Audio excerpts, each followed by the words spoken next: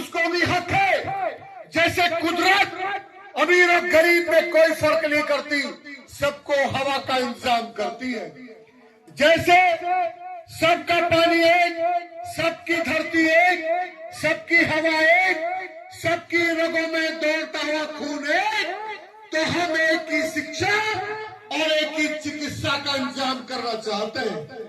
हम इस देश में किसी भी तरह का भेदभाव बर्दाश्त नहीं करेंगे, चाहे हमें फांसी पर लटकना पड़े या हमें कोई जिंदा जला दे या जेल में सड़ा के मार दे, क्योंकि डॉक्टर बाबा साहब अम्बेडकर ने कहा है कि जुल्म करने वाले से जुल्म सहने वाला ज्यादा गुनहगार है। और हमारे मजहब में लिखा है कि मौत और जिंदगी ऊपर वाले के हाथ है, तो इन नफरती लोगों ने से डरने की कौन सी बात है। हम घर में रहेंगे तो भी मौत आएगी, और यदि हम इन बच्चों के हक की आवाज बनेंगे तो मौत तो भी आएगी, लेकिन अगर इनके हक के लिए लड़ते लड़ते मर गए तो मौत नहीं, वो शहादत कहलाई जाएगी। और शहीदों को कभी मिटाया नहीं जा सकता। करबला की कुर्बानियां हुई तो दुनिया में अमन चैन और ईमान लेके आए लोग बाग। ये कुर्बानियां जो समाज करता रहेगा, आओ बैठो पियो पानी, इस संस्कृति को जीता रहेगा और सबकी सुनता रहेगा, वही इंसानियत और मोहब्बत को इस देश में कायम करेगा। हम इंसानियत के प्रहरी बनेंगे, हम मोहब्बत के सिपाही बनेंगे, हम इस देश को मोहब्बत का देश बनाना चाहते हैं।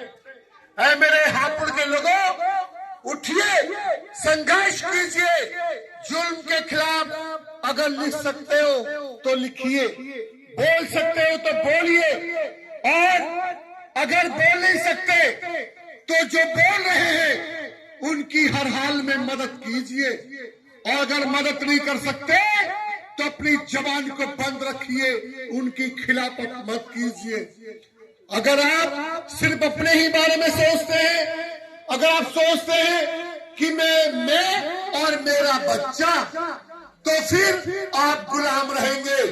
ये तो उन लोगों की कुर्बानियों की बदौलत है जो आज इस देश में हम बोलने का अधिकार मिला, हमें शिक्षा का अधिकार मिला, संपत्ति रखने का अधिकार मिला, हमें नमाज पढ़ने का अधिकार मिला, हमें मस्जिद बनाने का अधिकार मिला। हमें इस देश में अगर आजादी मिली है तो जिन्होंने कुर्बानियां की, जो फांसी पर लटक गए, बाबा साहब ने अपने 4 बच्चे कुर्बान कर दिए। शहीद भगत सिंह, सुखदेव, राजगुरु, अशफाक उल्लाह खां, बहादुर शाह जफर और हजरत बेगम किस लिए कुर्बान हुए?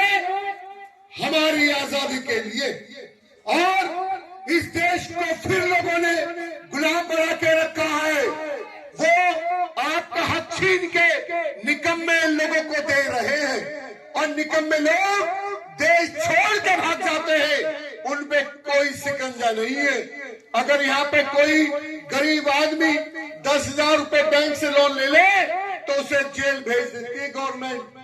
ये गरीब का हक छीना जा रहा है, अमीर को अमीर बनाया जा रहा है। तो फिर और इस देश में इन नफरती लोगों के खिलाफ इंकलाब की जरूरत है। इन नफरती लोगों के खिलाफ एकजुट होने की जरूरत है। इन नफरती लोगों के खिलाफ हमें एकजुट होकर इनको सत्ता से बेदखल करने की जरूरत है, ताकि सत्ता में बैठे लोग सही पहुंचे।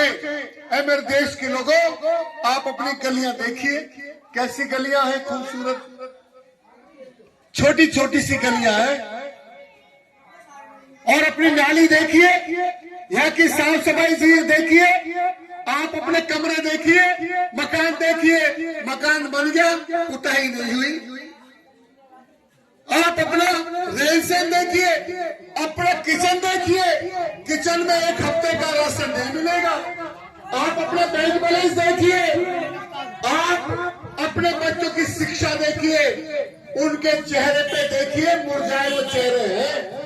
और जो इस देश की हुकूमत पे बैठे हैं नफरती लोग, इसी हापुड़ में जाके उनकी कॉलोनी देखिए, उनके मकान देखिए आलीशान, उनके रास्ते देखिए, उनके कपड़े देखिए, उनकी ऊंची गाड़ी के मॉडल देखिए, उनका बैंक बैलेंस देखिए, उनका कारोबार देखिए। तो सत्ता का सुख सबसे बड़ा सुख है। सत्ता में नफरती लोग रहेंगे तो वो अपने लिए करेंगे, और सत्ता में मोहब्बत वाले लोग रहेंगे तो सबके बारे में सोचेंगे। हम